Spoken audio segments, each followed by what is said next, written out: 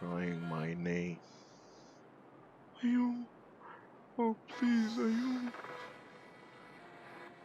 It's hard to identify the speaker given that one is modulated with static, but their voice sounds familiar. It's a female voice, that much at least I can discern. It's high pitched and breathing, and it sounds stricken. Ayumu, please wake up. Oh, what do they mean by that? Did I mishear them? The line's so bad, that's not beyond the realm of possibility, but I think I think that's enough of that. a frowning Nagi reaches out before I have a chance to formulate a reply and plucks my phone from my hand. I thought I was gripping onto my phone pretty tightly, but Nagi is able to wrest it from me without too much effort. Tight-lipped, Nagi looks down at the caller. She clicks her tongue and hangs up. What a waste of time. Nagi stashes my phone in her skirt pocket and plants her hands on her hips. You shouldn't have answered that, Ayumu. I told you not to. You're in no fit state to talk to other people right now. And anyway, it's only upset you. What? But Nagi. Look at Nagi, at my girlfriend, uneasily. I can't see my own expression, of course, but I can feel it twisting. I don't know who was calling, but they sounded really distressed. They were calling out to me. They told me not to wake up. What do you think that means? It doesn't mean anything. It was just a prank. Don't pay it any heed. It was probably one of your friends in university playing pretend. Goodness. People can be so inconsiderate. They must have too much time on their hands if they think teasing you is a good use of their time. I've half a mind to phone them back and give them a piece of my mind. But I don't want to give them the satisfaction. They don't deserve it. Well, let's not talk about this anymore, but let's set about your so-called friends with better. Other people are all annoying. Let's not worry about them, alright? Right. I'll try to forget about that then. Good. I'm glad to hear that. The matter of the mysterious caller settled, a giggling Nagi returns to her knitting. I watch her, my head propped upon my pillows, and Nagi manipulates her needles through her amorphous pastel creation. Cluck, cluck, cluck. The sear sunlight which spills through my window catches on the edges of the needles. They seem to flash. The regular repetitive sound of Nagi's needles puts me in mind of cracking bones. But Nagi looks content enough, poring over her nettle knitting, but my own feelings of uneasiness remain. My stomach is burning. What is going on here? I'm sure there's more to Nagi's than what it might Nagi's initially seem. Something more beyond her cute, pompous earrings and her sweet, hot face. But clack, clack, clack. I can't think of what that something more might be. I don't know who she is, but maybe I'm afraid to know. I'm afraid to ask her. I don't want to hear the answer. I should keep quiet. It's easier to it's easier to pretend that everything's alright. I let the sounds of Maggie's knitting wash over me. Clack, clack, clack. And with its sightless, unseeing eyes, I turn my attention back to the television. Oh, Some time passes like this. I don't know how much until Nagi eventually sets her knitting down. She stretches, raising her slender arms above her head, then says in a lilting sing-song, my, it's getting late. I must have gotten carried away. Hee. Maggie turns to look out the windows, so do I. I didn't realize it being so engrossed in the TV screen and the sound of Maggie's knitting needles. But the day really has flown by. It was a light azure blue beyond the panes of my window when last I looked, but it's not now. The sky is pitch black. I propose it's true. I suppose it's true what they say. Time flies when you're having fun. Eh? Were you having fun? Wait, I would have thought you'd been bored out of your mind, sitting with me all day. It can't have been that exciting. Oh no! Perish the thought. Being with you is never boring. You're my boyfriend after all, and I love you lots and lots and lots and lots. How could I ever find your company dull? I was barely any company. We weren't even talking. Like a corpse. We don't need to. Being with you is enough to make me happy, silly. Huh? Is that so? If Nagi's telling the truth, then she must. She must. Mungkin. Shit. I guess she must love me an awful lot. Maybe I should. I ought to trust him more. Yes. Nagi stretches, then rises. Her black skirt shifts about her thighs, and she smooths the fabric down absently beneath her palms.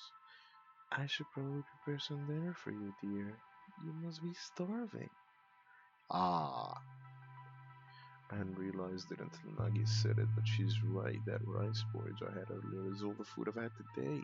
I should be a lot hungrier than I actually am. Let me see what we have in the fridge. Nagi heads off to her slippered soles, impressing themselves almost soundlessly against the floor. Feet, I hear the sound of the kitchen door opening. In a faraway rustle of activity, I imagine Maggie standing by the fridge, bathed in its cool and unnatural light, one finger held to her chin and her brow furrowed in thought. What will she find in there? Is there anything to find? I can't remember the last time I went to the store. I'm surprised I had enough ingredients lying down for to make the rice. Porridge. A few moments pass, I hear faint sound of the kitchen door slamming. Maggie must have given up on her search for sustenance, something which becomes readily apparent when she says after materializing in the doorway. There isn't very much in the fridge. Nothing. At least I can really use. I think I'm gonna have to go down to the convenience store. You don't mind waiting a little for your dinner, do you? Oh no, that's fine. I haven't taken a look at the inside of my fridge in a while, but I can't imagine what I give how much more in there beyond maybe a couple of eggs, some slices of plasticky cheese, and some expired vegetables. I've been living on a cup noodles, mostly for the last few months. Those are rice crackers. You can't really go wrong with rice crackers, though. They don't make for the most nutritious of meals. I'll try not to be too long. I don't like leaving you. You'll be alright on your own, won't you? I'm sure I will. You don't need to fuss. I'm not a child. I know you're not. Sometimes you can be petulant. You can be so petulant. Am I being petulant right now? Well, maybe. I have to wait and see. Promise me you'll stay here, won't you? Be a good boy now. Want a kelp? Yeah, yeah. Hey, don't you yeah me, mister. I'm saying this. You know because I care. Don't make me. You won't like me when I'm mad, Hulk. Maggie's voice is light, but I can sense a threatening undercurrent beneath her words. She sounds very invested in making me stay here. More, perhaps, than simple concern about my health might dictate. Does she really think I'm that frail? Silly bitch. It's not like I'm gonna turn into dust the moment I step outdoors. I'm not a vampire. That's what I'd like to tell her. Something about her expression stops me short. It isn't the sort of expression I want to argue with. Right, I'll stay. You promise? That's right, I promise. Good. I'll hold you to that. Don't forget it, Ayumu. If you lie, I might just have to make you. Swallow 1,000 needles. What the fuck? Isn't that a little. What the fuck, you psycho bitch? Isn't that a little harsh, bitch? No, it's fairly a standard punishment. I think, as far as these things go. And in any case, you would deserve it. You might be a wonderful boyfriend, but I won't absolve you of all of your crimes. My crimes? Lying is bad, Ayumu. It's a sin. And lying to a cute girl like me, who says that is the biggest sin of all? Huh. Well, that's an interesting way of looking at things. This lying becomes become more grievous. An offense, the cuter the person being lied to is. I've not heard that one before. I'll be off now. Let's stay safe, darling. I will see you later, bitch. But of course, it's not like you're going anywhere. I'll be back before you know it. I watch as Nagi bends to put on her shoes. Her hair falls over her shoulder in the process brushing her cheek with her shoes on. She then stands, her pale, slender finger curling around the door handle. The handle shifts. The lock clicks, and Nagi steps out into the hallway. The sound of closing front door. The sound of the closing of front door echoes through my apartment, slow and dull, like an audible piece of punctuation. Now she's gone, I feel.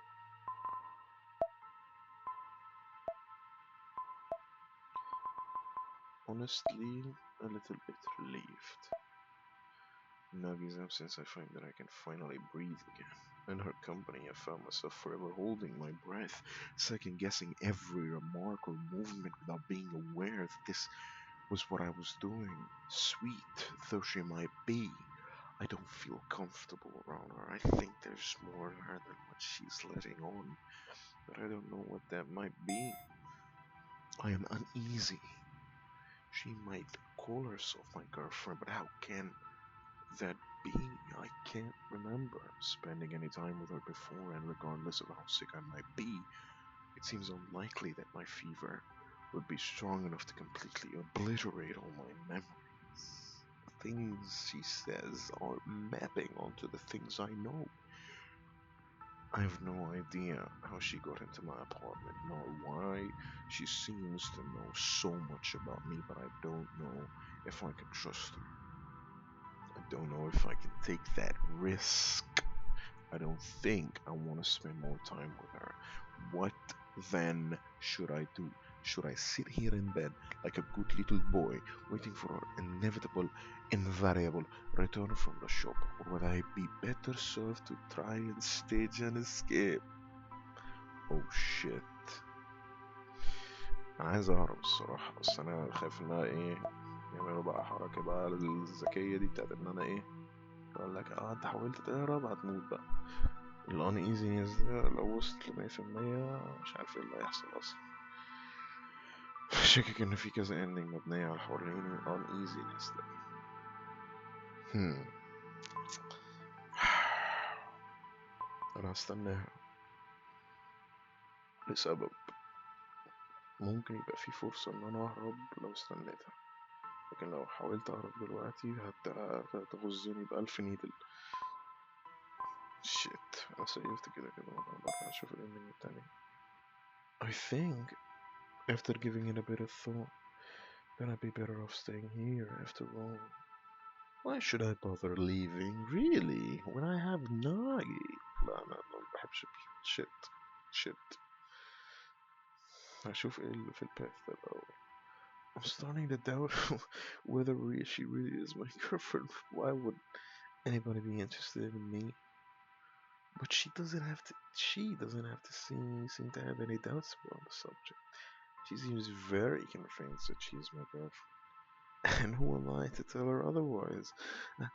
I promised that I would stay here, and I don't want to hurt her.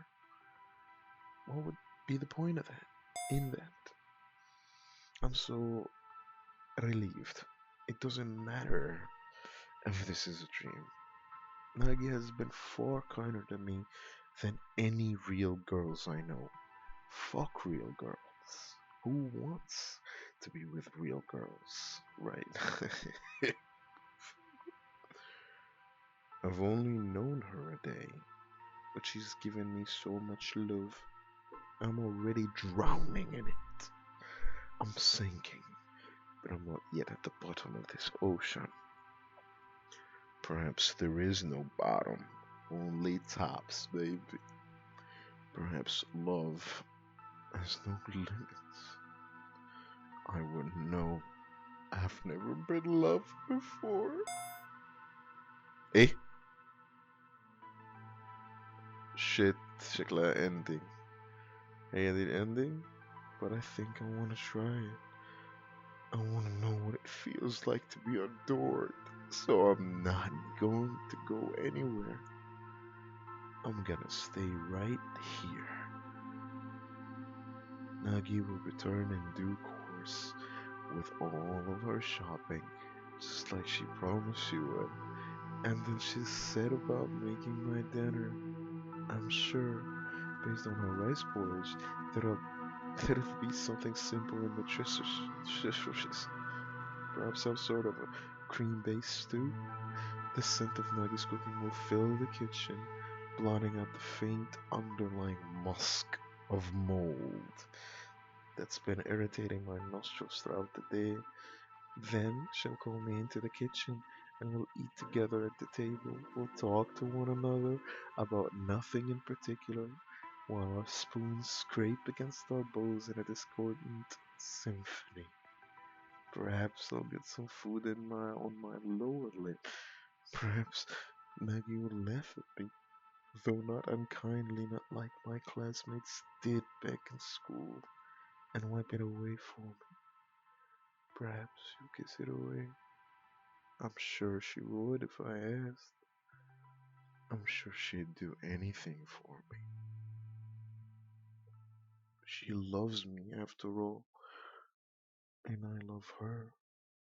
She's too perfect not to. I don't know what happiness is, really.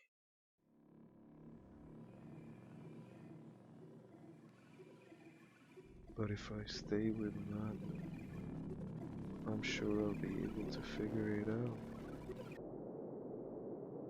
Oh shit, ain't it ending? Okay. نشوف الاندنج التاني بتاعت uneasiness. Wait, مش دي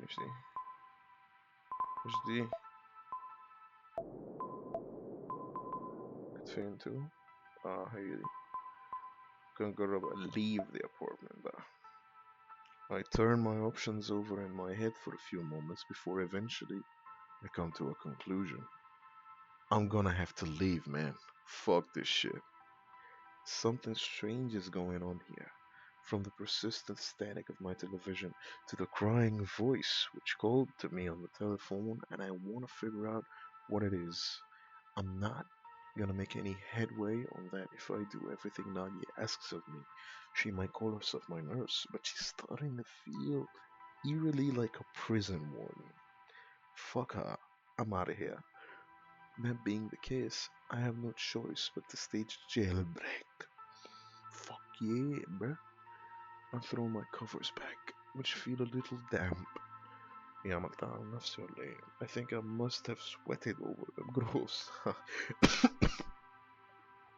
And hold myself to my feet. My legs feel weak. Arms are heavy, vomit on the shoulder already. But they don't, to my relief, collapse beneath me. They're just about strong enough that I can support myself, strong enough to boy me from my bedside and over to the kitchen. الحق Nagigat. I push the door open, which cleaves to my touch with a creak, and step inside. The moment I cross the threshold of my kitchen elbow, pain pierces my temple. I double in on myself. My fingers fly to my forehead and I groan. Oi! What? What? My vision begins to blur. Visibility will lay. I blink. I'm not gonna pass out, am I? Am my fever really that bad? For a few moments I see, or I think I see at least, the way my kitchen ought to be.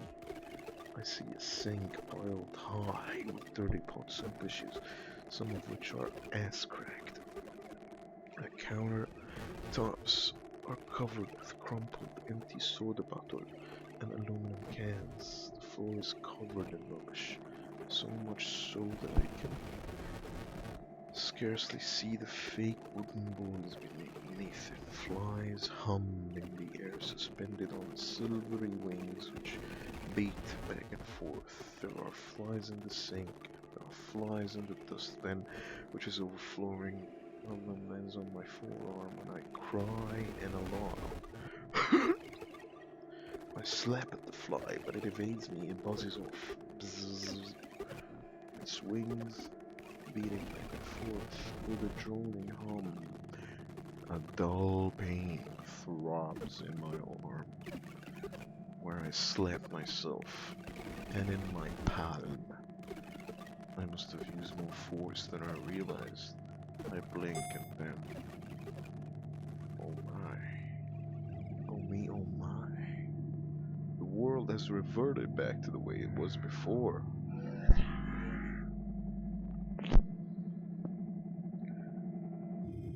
The countertops are clean, as is the floor.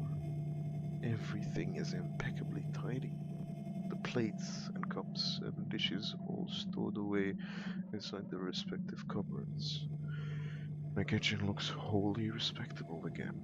It's the sort of kitchen not even the meanest, prettiest of landlords could find fault with. Pettiest. It's a tidy kitchen, indisputably.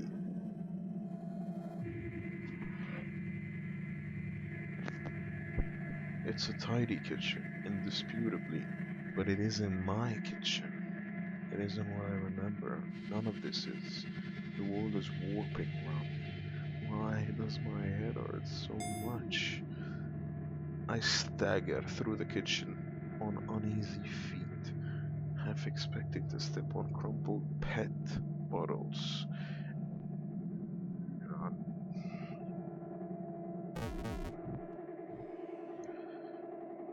I stagger through the kitchen on uneasy feet, half expecting to step on crumpled pet bottles and strewn packages from convenience store food, and head towards the sink. My fingers, which are white and shaking, grab the edge of the sink for support. With unfocused eyes, I look down. There should be dirty crockery in here, and my expectations are once again betrayed. The sink is more or less empty, apart from the knife Nagi was washing earlier. She must have forgotten it. That was awfully clumsy of her. I eye the knife with some trepidation. I can see my own face reflected in its silvery surface. It almost seems to be goading me into taking it. Maybe I ought to bring it with me just in case. Just in case what?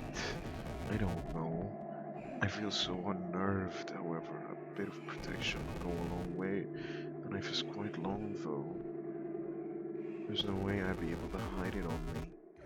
Maybe there'd be more inconspicuous weapon somewhere else in the kitchen.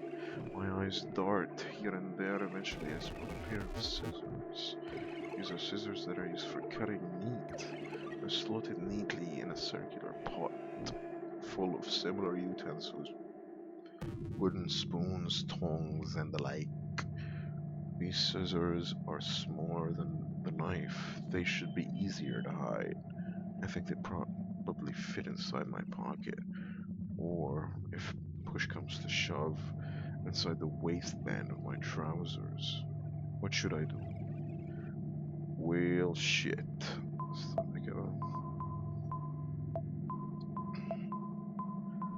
Fuck. هو ماشي، هو بيقول ان هو مش عارف يخبي النايف ده كده كده. So لو ما خدتش حاجة ده اختيار عبيط وش يعني لو طالما انا قمت من السرير وتقعد تزعق وبتاع. I'll take the scissors. Taking the scissors might be my best bet after all. I should be able to conceal them fairly easily, and the blades should still be sharp enough if push comes to shove to defend myself. I'm hoping it won't come to that, of course, but it never hurts to be prepared. You hear that, kids? Always be prepared for when your virtual girlfriend comes to the house, was back from the convenience store, so that you can defend herself, possibly from her attacking you. Yeah, I'm just taking the precautions necessary against unknown enemy. That doesn't mean I'll actually use these scissors, though, right? I hope I don't have to. It's with shaking fingers that I reach for the scissors, which lie in their pot, innocent and unassuming in their state of disuse on the kitchen counter. I clasp them, cling them, and slide them into my ass. I can feel the blades impressing themselves against my thigh, even though the fabric of my trousers, even through the fabric of my trousers. Cold and unforgiving as weapons tend to be, designed for no purpose beyond cutting. With some luck, they should be able to cut my connection with Nagi too. My decision made, I turn on my heels, then approach the... I fully expect it to be locked. Why should anything in my attempted escape be easy? But to my surprise, the handle twists easily enough beneath my fingers. The lock clicks and then the door rather anticlimactically opens and I sigh, expelling a warm, feverish breath into the cool air. It was quite the surprise, but I'm not sure if it's wholly pleasant. The door had refused to budge. They would have given me an excuse if the door had refused to budge. To give up on my attempted escape. I wouldn't have to take my future into my own hands. It sounds like quite a tempting thought, actually. Surrendering myself to the votive hands of my doting girlfriend. But no, I can't let myself think like that. The door is open. Despite all the odds, that must be a sign of something, surely. It means I shouldn't stay here. It's time to face reality. Thoughts like this swirl through my mind as I stand there on the threshold of my door, looking out into the hall. The hallway is dark, save for the strip lighting on the ceiling. The lights flicker ominously on and off. Can't see any windows. I don't know what the outside looks like. It's just one long, endless hallway. Beige walls and a brown floor. Fluorescent lights. Lights are too bright. My eyes are starting to hurt. My head hurts too. Retreating would be much easier, but I know if I did that I would never be able to forgive myself. I squeeze my eyes shut and then attempt to steady myself. I inhale. Then I step into the hallway. The door of my apartment swings shut behind me with a dull thud. One that seems almost apocryphal. There'll be no turning back now. I pad down the hallway slowly, softly with my footsteps, shy and shuffling. I'm grimly aware with every step I take that Nagi might return, might catch me trying to abscond. I look around anxiously as I walk. Doors pass me by, door after door after door after door after, but they're all shut. The handles are fixed. These doors look oddly sinister in the dark, and the light switch keep guttering on and off. They protrude from the smooth wooden surfaces of the doors like something violent.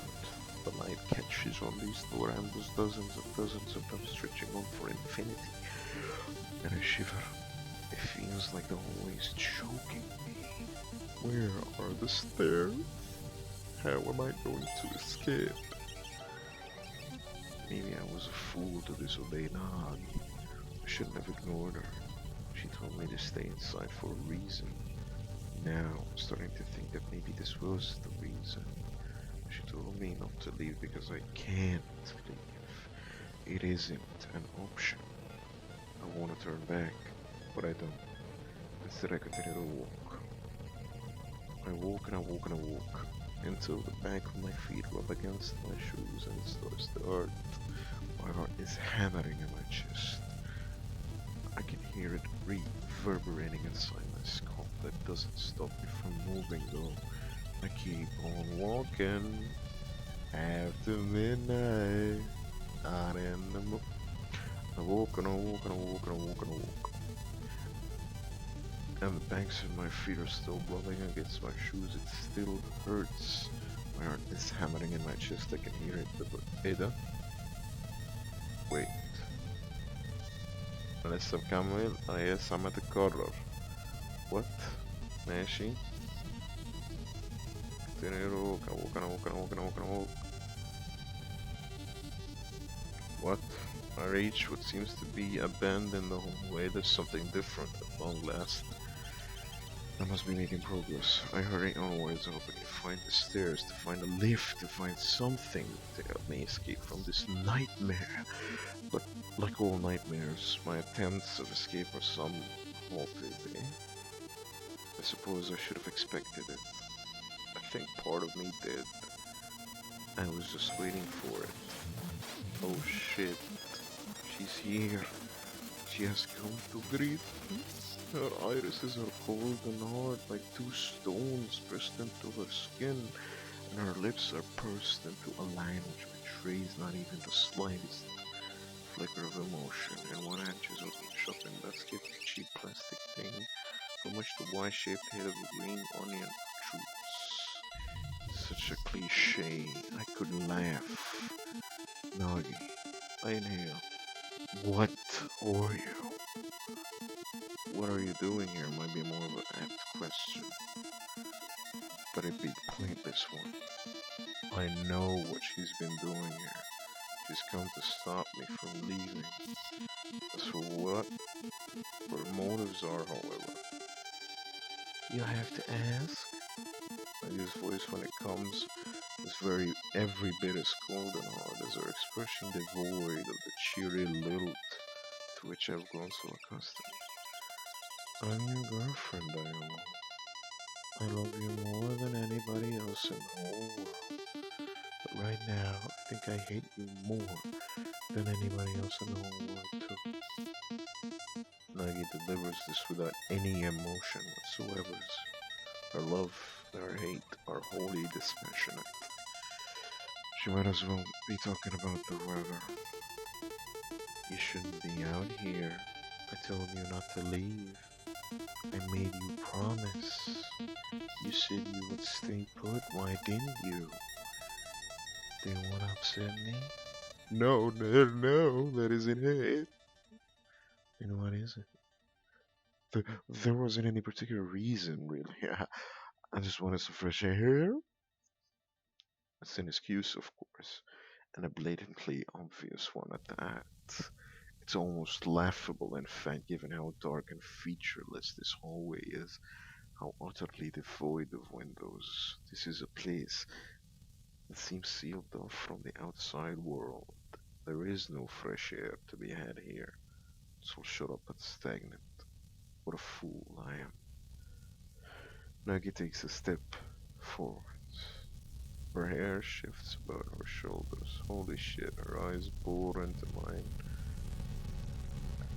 as quietly she says, I don't believe you. Nagi, please. I think you're lying to me, and that is one thing I simply cannot forgive. You've upset me, Iola.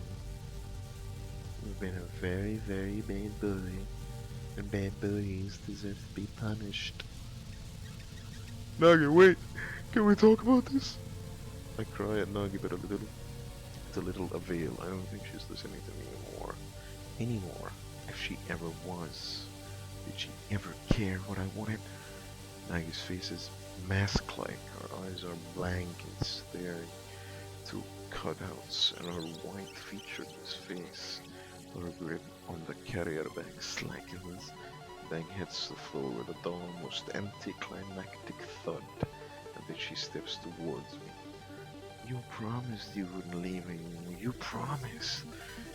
How could you lie to a cute little girl like me? How could you? Nagi. I say her name, but it feels like a pointless gesture. I don't think she can be reasoned with. This course was never an option. I have no choice, really, but to run. I don't know what it is exactly that Nagi needs to do to me, but I don't want to stay and find out. It's with a desperate gasp that I turn on my heels, almost stumbling in the process. Nagi isn't moving very quickly, but she's almost upon me already. How is that possible? Everything seems to be possible here. Reality is contracting about itself. It's compressing. My world is shrinking. My world is this apartment, and the apartment is under Nagi's control. Does that make Nagi the world? What am I then? Can I really escape from her? I don't know, but I have to try. Oh my god. I run through hallway after hole, pain knifing between my ribs all the while. The walls around me are morphing. They're melting. Wallpaper flakes off in strips around me as though the apartment is peeling itself like a giant apple. The light fixtures above me blink. They gutter.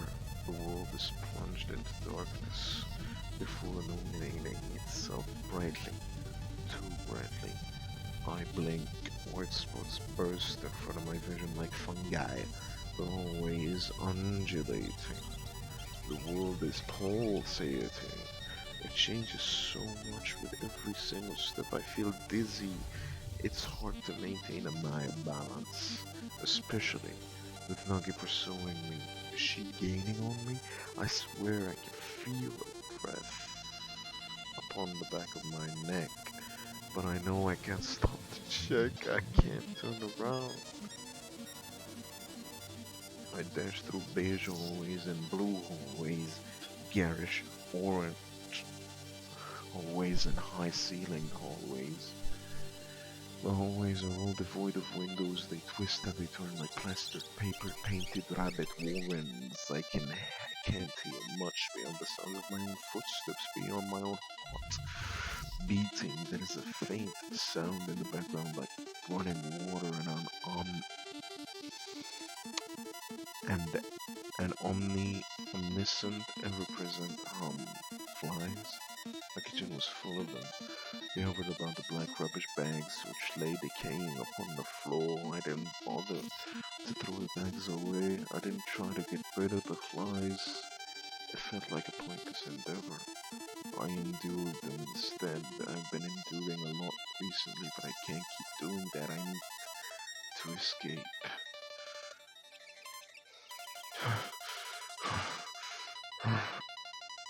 I have no idea how long I've been running. These hallways seem to stretch on forever. I can't make any sense out of them. My mind seems to have shrunken during my desperate flight to the size of a walnut. I can't fit any thoughts into my head. They're leaking out of me. I'm coming undone.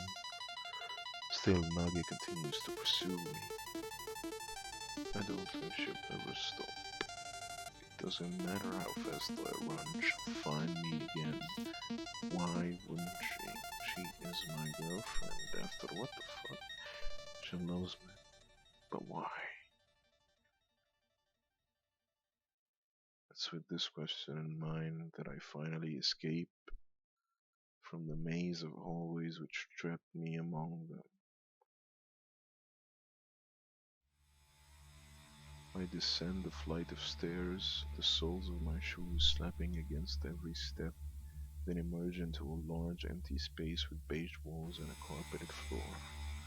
I recognize this room. This isn't the entrance of my apartment building.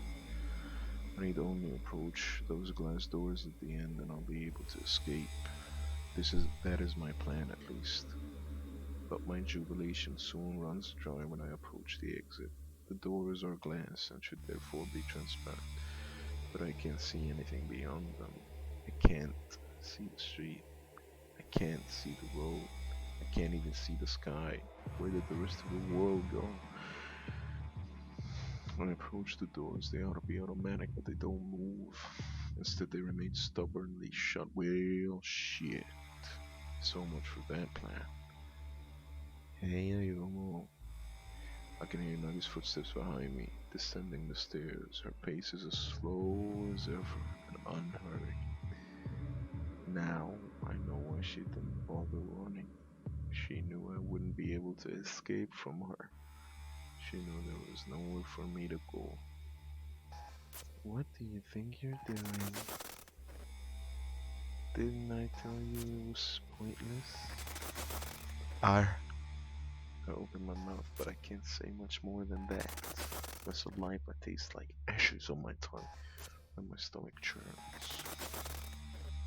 You don't need to reply to me. Don't bother. I don't want to hear one more of your lies. Maggie continues to advance on me, her arms swinging limply beside her. It hurts me, you know, when you run away from me like this. Can you understand that? Thud, thud, thud, go Nagi's footsteps. Even they sound unforgiving. She's relentless. Let's stop playing silly games. Come back upstairs with me. Let me put you to bed. What were you hoping to gain anyway by coming down here? Didn't you give up on the outside world already? You must have, otherwise you never would have been able to meet me. What? Something about Nagi just strikes a chord within me. I feel like I've been drifting ever since I woke up. Something has clicked into place. I can remember what happened. First, there was the pain. When it hit me, it was intense. So much so I felt like vomiting. For a while, pain was all I knew. It was all my body was. There was a loud squeal of tires and tarmac on tarmac and the pitter-patter of rain which fell on the damp, glossy road, the smell of oil in the air and prismatic colors reflected in the puddles scattered around me. There was blood too, an awful lot of it. I had known I had quite so much blood inside me. My temple was cut, my body was crumpled, I could hardly breathe. I didn't want to breathe. People around me were shouting, screaming. Pedestrians clustered about me, stepping through puddles, splashing icy droplets of water in their wake. Somebody probably called an ambulance. I don't remember that though. This is where everything starts to get hazy. My consciousness began to unravel. Then I passed out. I finally woke up hours or days or weeks or months or centuries away.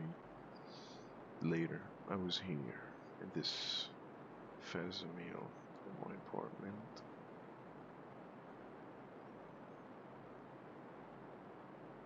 With Nagi sitting next to me. She said she was my girlfriend. I doubt that though. I've never had a girlfriend before.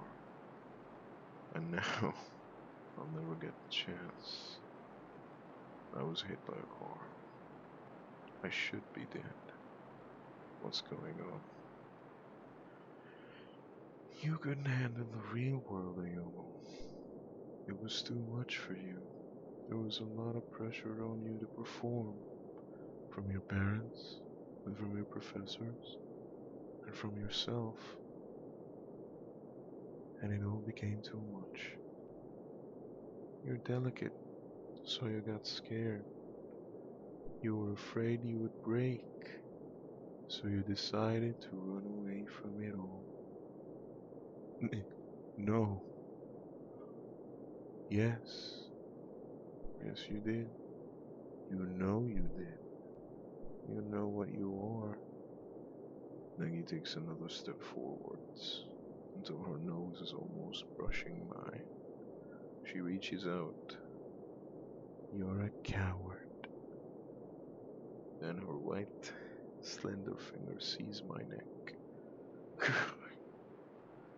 Reality distorts the moment she touches me. Static hums inside my skull.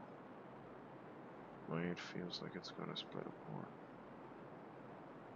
My body, sapped of all energy, lists to one side. My head hits the carpeted floor with a thud, just like it did on the roadside, when stars explode behind my eyelids. I blink. I don't know how much time has passed, but when I finally come to, see that Nagi is sitting on top of me. She's pinning me in place against the threadbare carpet, her thighs clenching my body in place upon the floor. The fingers of both her hands are wound around my hair. The grasp she has on my neck is painful, but I think the soulless, empty look in those wide, tunnel-like eyes of hers is even more so. I can't writhe away from her. I can't escape from her. She has me immobilized so effectively she might as well have driven nails into my bones. Just give it up, Ayoma.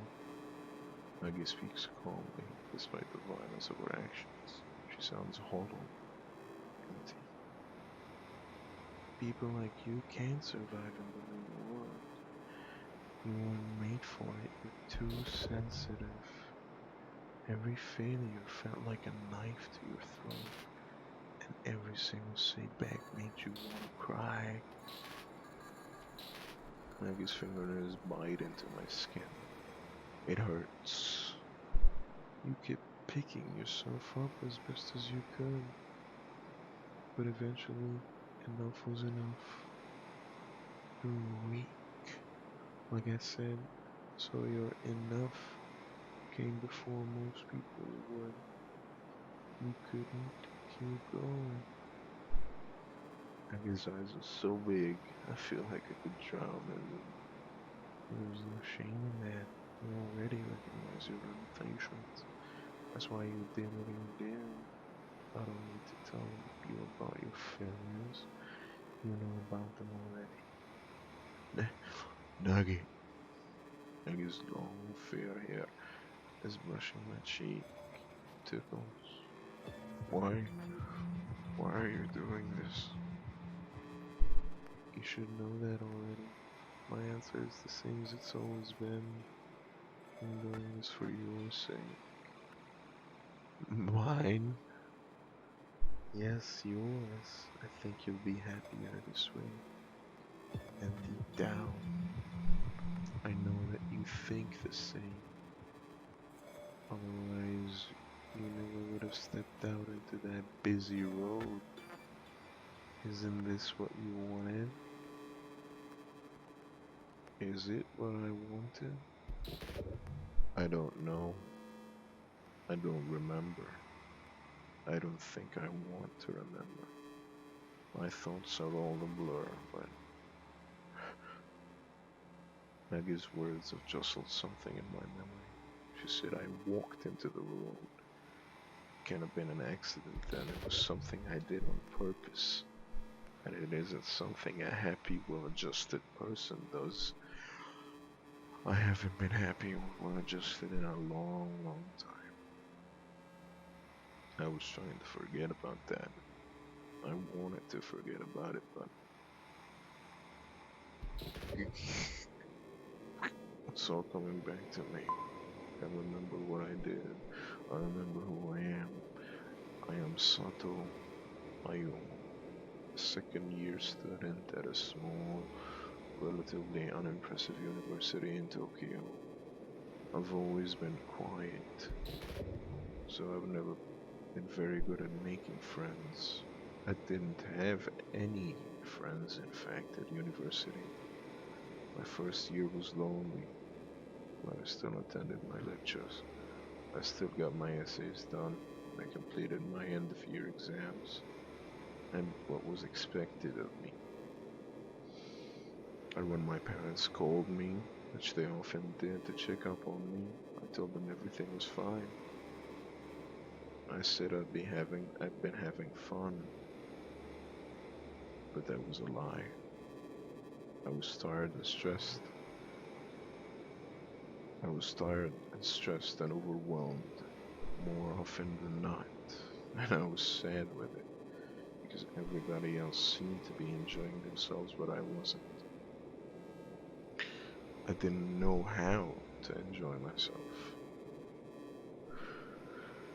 It was part way into my second year that I gave up on everything. Going to lectures stopped feeling like a worthwhile endeavor. It didn't make me happy.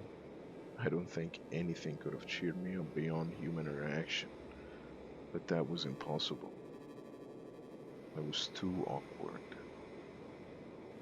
I didn't know what to do, so I retreated in on myself.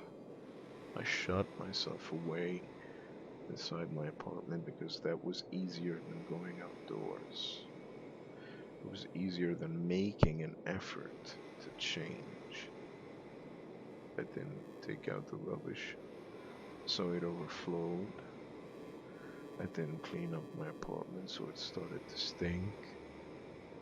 I opened the windows during the summer when it was so hot and muggy I felt like I was melting, simply lying in my bed. But that let the flies in. I rarely brushed my teeth, barely showered. I hardly ever changed my clothes. There wasn't anything I wanted to do, so I didn't do anything.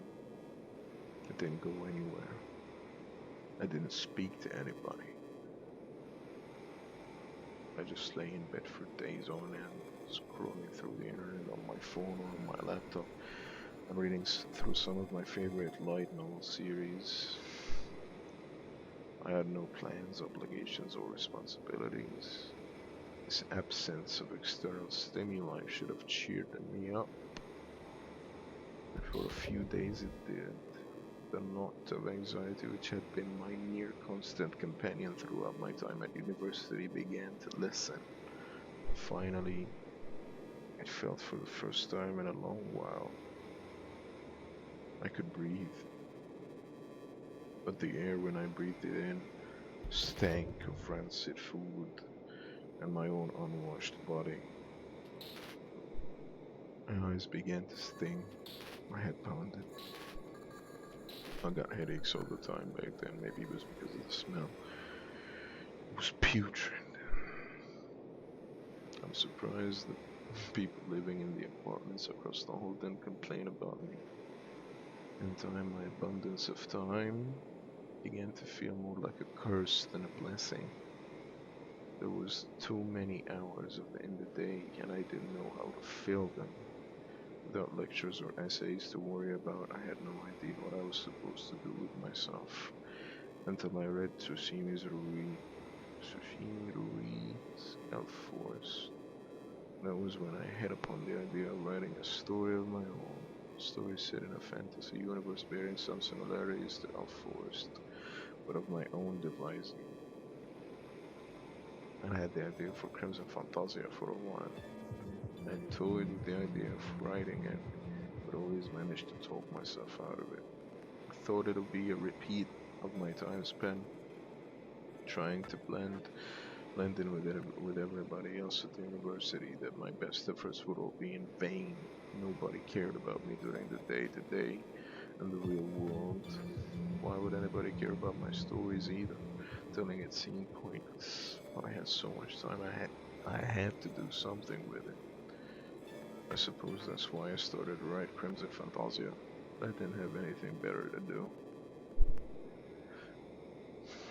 I wrote and I wrote and I wrote like a man possessed, and I soon realized once I began that writing was a pretty fun way to while away the hours.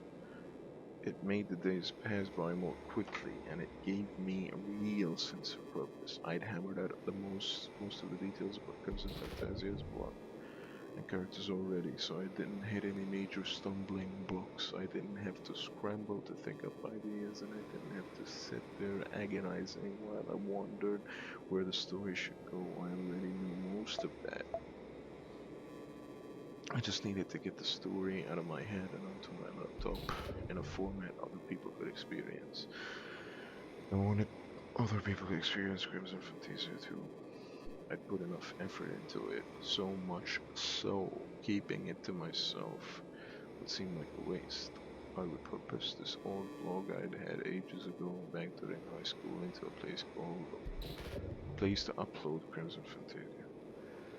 I uploaded my story chapter by chapter, sometimes updating thrice weekly, and I waited, my breath bated, to see what sort of response I'd get. I wasn't expecting miracles, of course. I didn't genuinely think, despite my daydreams, that Crimson Fantasia would attain the same level of critical and commercial success as Elf Forest. Who was I in comparison to Shigeru?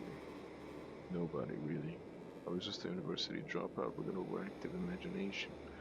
I told myself when I first began to share Crimson Fantasia that I'd be happy if only one or two people read it. They didn't even need to leave any comments on it. I just wanted to know that my story was out there in the world, that a few people knew it existed and liked it. That would legitimize my efforts. It would prove that writing it wasn't a waste of time after all. My desires were fairly humble, or so I thought, and within the first few days of posting Crimson Fantasia's first chapter to my old blog, they were actually exceeded. Crimson Fantasia's first chapter was viewed 42 times, and it received comments. 3 of them, in fact. I can't remember 2 of these 3 comments. They were vague words of support, very brief and perfunctory, but I remember the 3rd. I'll never forget it. That was the first comment I ever received from Nagiko. Her feedback, I've always thought of Nagiko as a girl. It was far more in depth than that which the other 2 commenters had left. Several paragraphs exploring her feelings towards the story, its setting, and its characters. She praised the oppressive atmosphere of the story, and how much detail had gone into when rendering Haru's personality.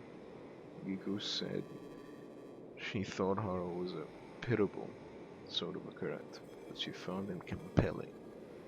She promised me she would be waiting for the future chapters eagerly because she couldn't wait to see how Haru would develop. She wanted him to use his second lease of life to become stronger, and she wanted him to be happy too. Naturally, I was elated that my story had prompted such an emotional response from one of its readers, and such a lengthy one at that. I thought about that review for days afterwards. Whenever it crossed my mind, I smiled. It was Nagiko's early support that encouraged me to keep working on Crimson Fantasia.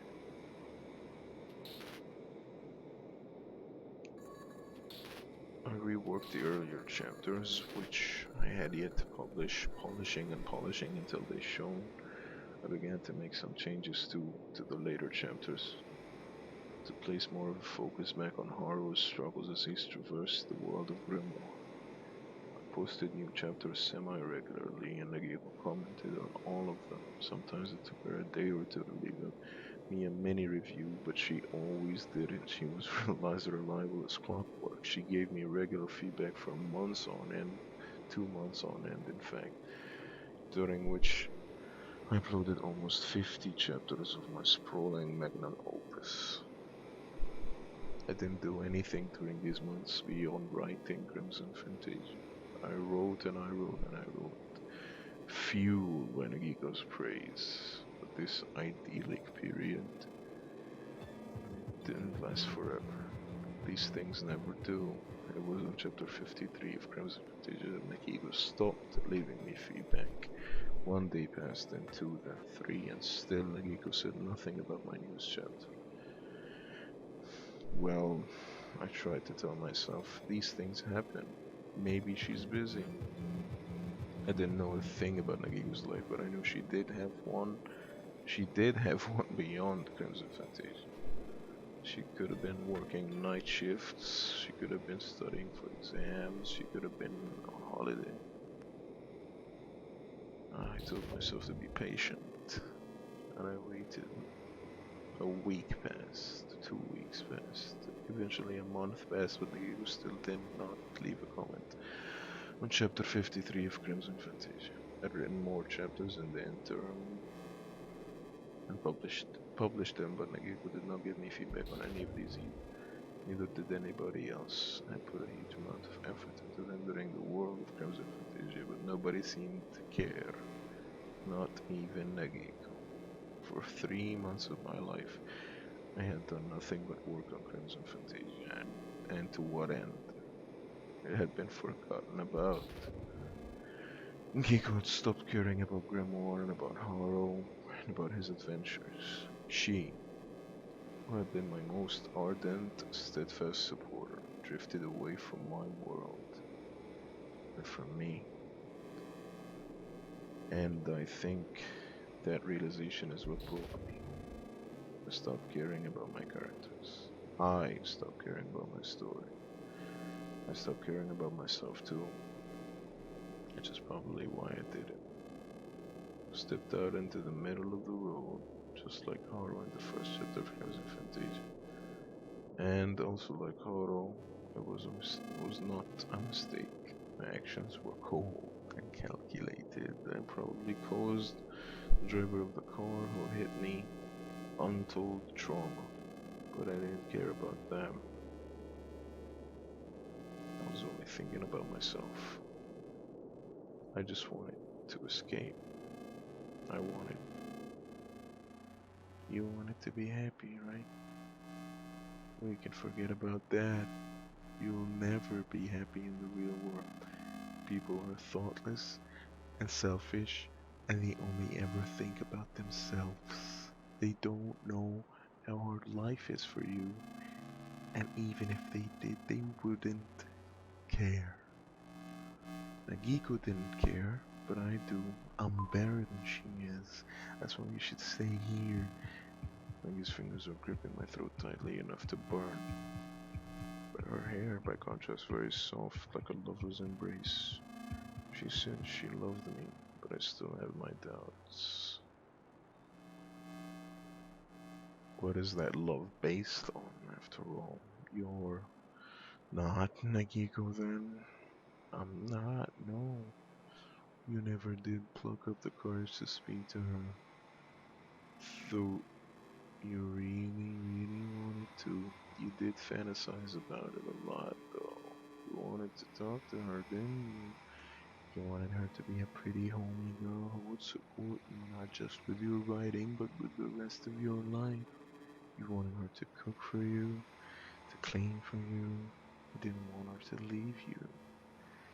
You thought with every message that she sent you that she might one day magically fall in love with you. And that's why you created me. Aren't I your ideal woman? Isn't this what you want? I, I opened my mouth, perhaps meaning to counter, but Nagi interrupts me. Don't try to argue with me, please. It's a waste of your breath. And that is a precious resource you can't really afford to waste. I know what it is you want. I know everything that you think. You can lie to everybody else, but you can't lie to me. What? Then that means I stared at Negi with such intensity, my eyes threatened to escape their sockets. Can't see my own face, which is probably a blessing, but I wouldn't be surprised if my skin is beginning to turn blue. It's hard to breathe, but I still try. I need to know before I succumb to Nagi's aggressive affection what exactly she is. Is any of this real? That depends on your definition of the word, I'm sure. It feels real enough at the moment, but your judgment might not be the best. You did lose a lot of blood. Your thoughts must be all jumbled. I'm sure this has all been very confusing for you ever since you woke up. I know this world isn't quite the same as the one you're used to. Nagi's fingers are still wrapped around my throat. She hasn't relented at all. If anything, I think she might be squeezing me even harder. She's trying to prove her love to me. If so, her love is pretty intense. But if this is a dream, why fight against it? Reality is no good. That's why you started writing stories. You couldn't cope with the world, so you had to retreat into your own. You couldn't control your own life. But you could control the lives of your characters.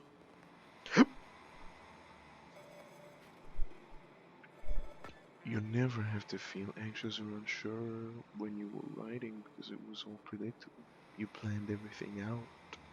You were content with that for a while, but in the end you got greedy.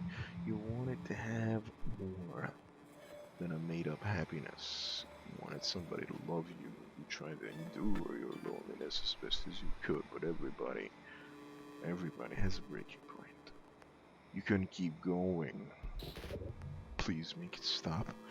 So you tried to put an end to it. It hurts too much. You tried. I can't keep enduring this. But you failed. You made a mess of things, just like you make a mess of everything. Nagi, please. But that's alright. I still love you no matter how much you screw up. I love you no matter how pathetic and pitiful you are.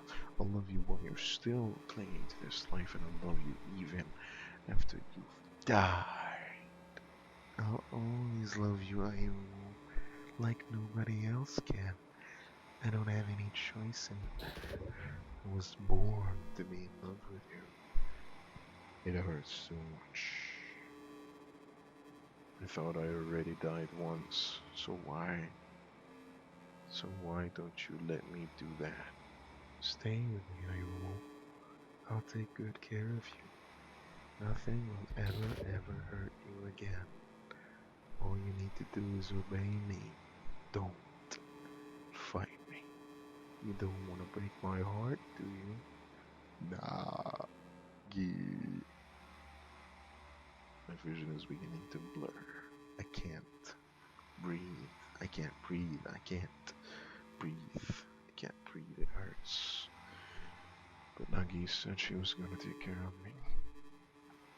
If I agree to stay with her, will she let me go of me? Will she make the pain go away? I don't want to hurt anymore. I'm tired of hurting. I've been hurting for such a long time and nobody noticed. Nobody cared. Nobody but Nagi. I can't abandon her, can I? Oh, Ooh, that's a tough one. استنى كده. استرجع اشوف. Fight. Fuck you, Nugget. Give in to Nugget's demands being the easy option, but I don't think it's the right option. I've been doing what's easy for the last few months and it hasn't made me happy. If anything, it's only succeeded to make me even feel even more miserable. Fuck that.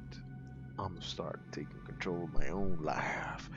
I thought I'd be better if I kept away from people, but I'm starting to doubt that. People are for people. We help each other. I don't want to stay indoors anymore, hiding from the world. Fuck that. I don't want to run away from reality. I love reality. I thought I was ready to throw my life away. I was wrong. I don't want to die. I'm here to stay. I don't want to disappear. I'm here to stay. There's still a lot of things that I want to do. There's still a lot I want to do. I want to tell my parents how much I appreciate them. I want to dry my mother's tears. I want to write more words too, even if nobody's there to read them. Not even Nakiko. She might have lost interest in Crimson Fantasy, but I haven't. I don't want to betray my dreams. I don't want to betray my characters. I have to keep struggling, just like Haru. And it's this thought which spurs me to take an action quite unlike any Haru would ever take. He's a gentleman, so he would never hurt a girl. But I have no such compunctions with Nagi, not with her fingers wound around my throat. If she's not gonna play nice, I won't either. It's not like it matters that much anyway. Get the fuck off me, Nagi. You aren't real. I made her up. She's a construct, just like Haru and Iris and Harmonia, and I have put them through a lot worse. I made them suffer horribly for the sake of Crimson Fantasia's story. I can do the same thing with Nagi. I won't let her stop me. My fingers creep surreptitiously into my pocket, where my scissors are stashed. My eyes narrow with determination, and then stabby stab stab. Ayuno, what are you doing? I strike. Stabby stab stab.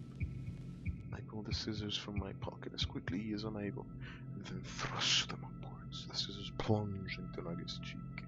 Like a banshee, she shrieks. Get the fuck out of here, Nagi.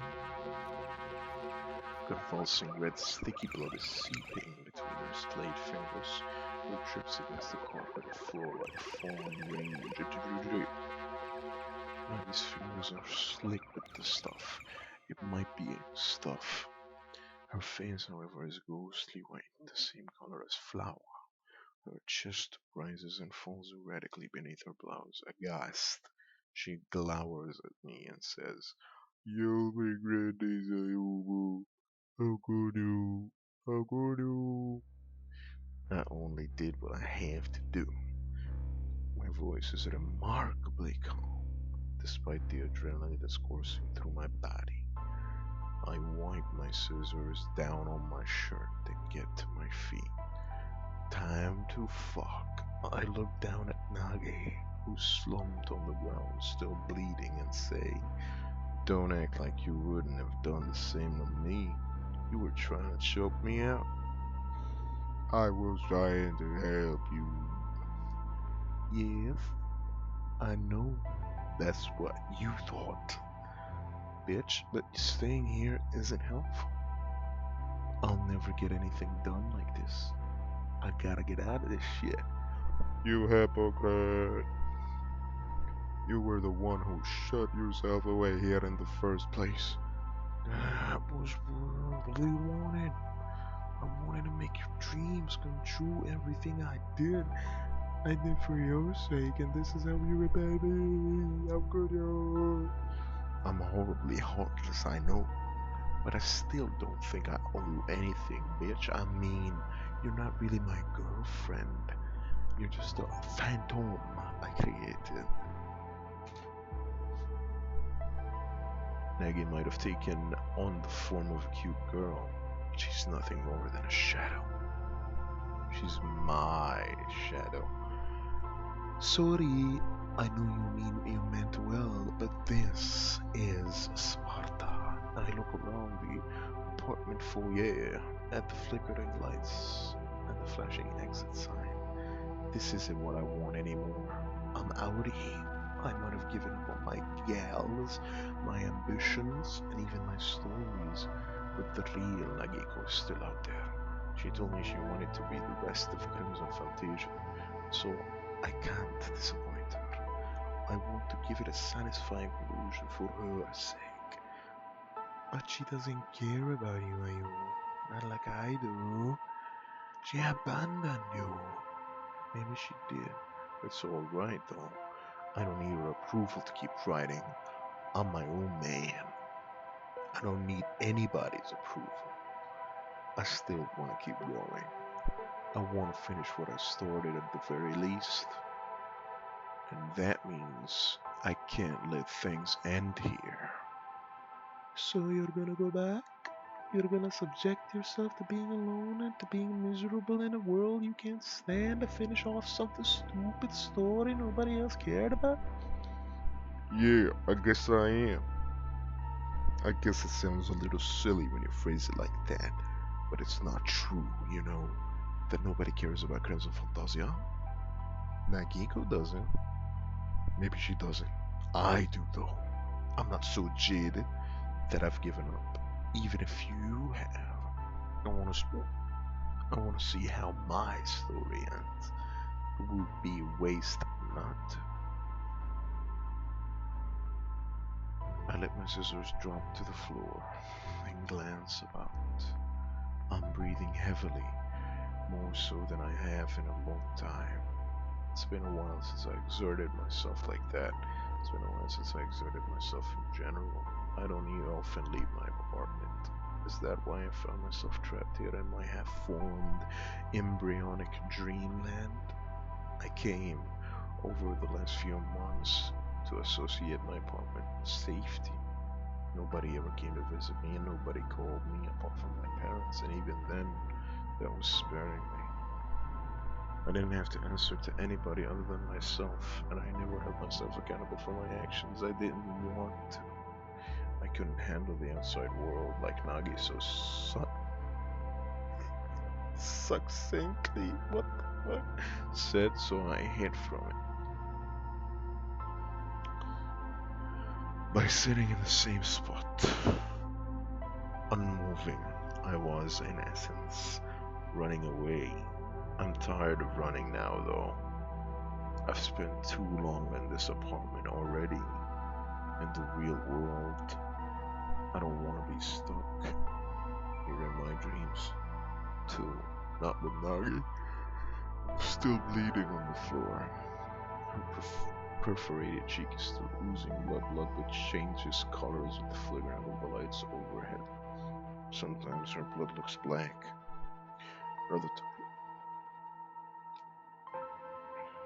at other times it looks bright red. Her lips, meanwhile, are pursed like a princess's from a fairy tale. She looks like she's waiting for a kiss. I know if I bend down to grant her request, I might be able to take all of her pain away.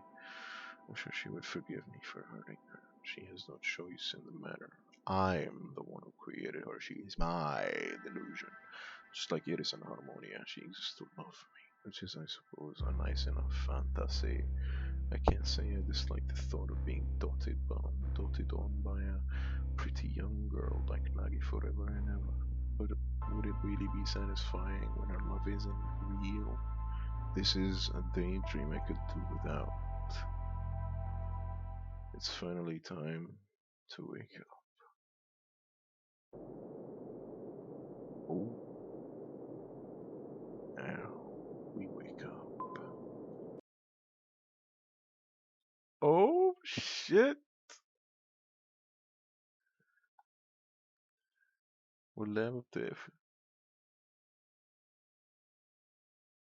Get fucked, Nugget.